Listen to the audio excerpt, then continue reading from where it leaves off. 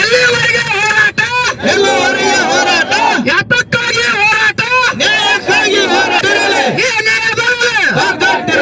ಬೆಕ್ಕೆ ಬೇಕು. ಜೈ ಜವಾನ್, ಜೈ ಜವಾನ್. Thank you. ಕರ್ನಾಟಕದ ಮುಖ್ಯಮಂತ್ರಿಗಿರಬಹುದು, ಅದೇ ರೀತಿಯಾಗಿ ವಿಜಯಪುರ ಜಿಲ್ಲಾಧಿಕಾರಿಗಳಿಗೆ ಸಂಬಂಧಿಸಿದಂತೆ ಎಲ್ಲ ಅಧಿಕಾರಿಗಳಿಗೆ ಮಾಹಿತಿ ನೀಡಬೇಕಾಗಿತ್ತು. ಅವ್ರು ಯಾವುದು ಕೂಡ ಮಾಹಿತಿ ನೀಡಲಾರದೆ ರಾತ್ರೋರಾತ್ರಿ 3 ಲಕ್ಷ ಕ್ಯೂಸೆಕ್ಸ್ ನೀರನ್ನು ಬಿಡ್ತಾರೆ ಅವರು.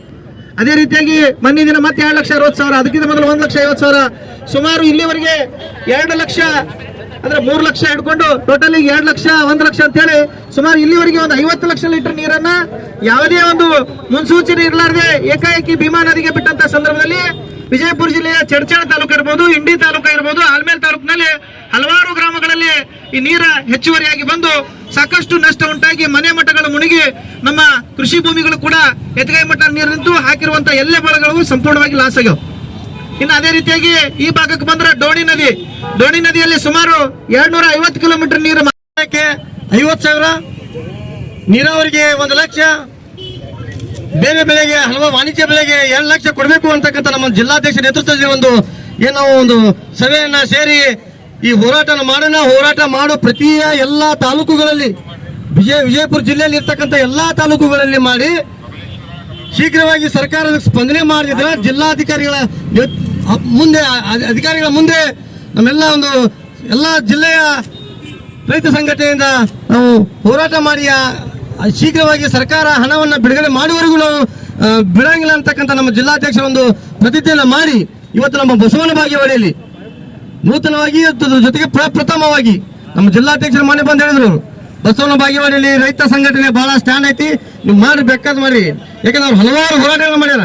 ನಮ್ಮ ರಾಜ್ಯಾಧ್ಯಕ್ಷರು, ಜಿಲ್ಲಾಧ್ಯಕ್ಷರು, ನಮ್ಮ ಸೋಮು ಬಿರಾದವರು, ಕೋಲಾರ ತಾಲೂಕು ಅಧ್ಯಕ್ಷರು, ಇವರೆಲ್ಲ ಹಲವಾರು ರೈತರ ಪರವಾಗಿ ಹೋರಾಟ ಮಾಡಿ ಯಶಸ್ವಿಯಾಗಿ ಸರ್ಕಾರದ ಬರ್ತಕ್ಕಂಥ ಹಲವಾರು ಎಲ್ಲ ಕೆಲಸಗಳನ್ನ ಮಾಡಿಕೊಟ್ಟಾರ. ಆ ನಿಟ್ಟಿನಲ್ಲಿ ನಮ್ಮ ಬಸವನ ಬಾಗೇವಾಡಿ ತಾಲೂಕಿನಲ್ಲಿ ಇವತ್ತು ನಾವು ನಮ್ಮ ತಹಶೀಲ್ದಾರ್ ಮೂಲಕ ನಾವು ಸರ್ಕಾರ ನೀವು ಏನ್ ಮಾಡ್ತಾ ಇದ್ದೀರಿ? ಇವತ್ತು ಇಲ್ಲೇ ಪಕ್ಕದ ತಾಲೂಕಿನಲ್ಲಿ ತಾಳಿಕೋಟೆ ಒಂದು ಡೋಣಿ ನದಿಯಲ್ಲಿ ಒಬ್ಬ ಯುವಕ ಕೊಚ್ಕೊಂಡು ಹೋದ. ಆ ತ್ರಾಸ ಆ ಕುಟುಂಬಕ್ಕೆ ಗೊತ್ತೈತೆ, ನಿಮ್ಮ ಮಂತ್ರಿಗಳಿಗೆ ನಿಮ್ಮ ಸರ್ಕಾರಕ್ಕೆ ಗೊತ್ತಿಲ್ಲ. ಮತ್ತೆ ನಾ ಯಾಕೆ ಆಗ್ರಹ ಮಾಡ್ತಾ ಇದ್ದೀನಿ ಅಂತಂದ್ರೆ, ನೀವು ಕೂಡ ಮೂಲತಃ ನೀವು ಶ್ರೀಮಂತರ ಕುಟುಂಬದಲ್ಲಿ ಹುಟ್ಟಿಲ್ಲ. ನಿಮ್ಮ ತಂದೆ ತಾಯಿಗಳು ಕೂಡ ನೀವು ರೈತರ ಕುಟುಂಬದಲ್ಲಿ ಹುಟ್ಟಿರಿ.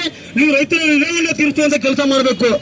ಇವತ್ತು ನಮ್ಮ ಇನ್ನೊಂದು ಕೆಲವೊಂದಿಷ್ಟು ಅಧಿಕಾರಿಗಳು ಏಜೆಂಟ್ರಲ್ಲಿ ಹವಳಿಯಲ್ಲಿ ಹೊಂಟಾರ. ಇವತ್ತು ಮೊನ್ನೆ ನಾನು ಹೂವಿನಿಪ್ಪರಿಗೆ ವಲಯ ಕೃಷಿ ಕೇಂದ್ರದಲ್ಲಿ ಹೋಗಿದ್ದೆ. ಅವತ್ತ ನಾನು ಒಂದು ಹಗರಣ ಮಾಡಿದ್ದಾರೆ. ಏನ್ ಮಾಡಿದಾರಪ್ಪ ಅಂತಂದ್ರೆ, ಹೊಲದಲ್ಲಿ ಇರುವಂತ ಬೆಳೆನೇ ಬೇರೆ, ಅವ್ರು GPS ಮಾಡಿರ್ತಕ್ಕಂಥ ಬೇರೆ. ಇವತ್ತ ನಿಜವಾದ ಕಡು ಮಾಡುವ ರೈತರಿಗೆ ಅನ್ಯಾಯ ಆಗ್ತಾ ಇದೆ. ಯಾರು ಅಧಿಕಾರಿಗಳು ತಪ್ಪನ್ನು ಮಾಡಿದಿರಿ, ಅವತ್ತು ನಾವು ನಿಮಗೆ ಮೊನ್ನೆ ಮಾಜಿ ಶಾಸಕರ ಒಂದು ನೇತೃತ್ವದಲ್ಲಿ ನಿಮ್ಗೆ ಹೇಳಿದೆ. ನಿಮ್ಗೆ ಸೋಮಗೌಡ ಫೋನ್ ಮಾಡಿ ಹೇಳಿದ್ರು, ಪ್ರವೀಣ್ ಸಾಹೇಬ್ರು ಫೋನ್ ಮಾಡಿ ಹೇಳಿದ್ರು.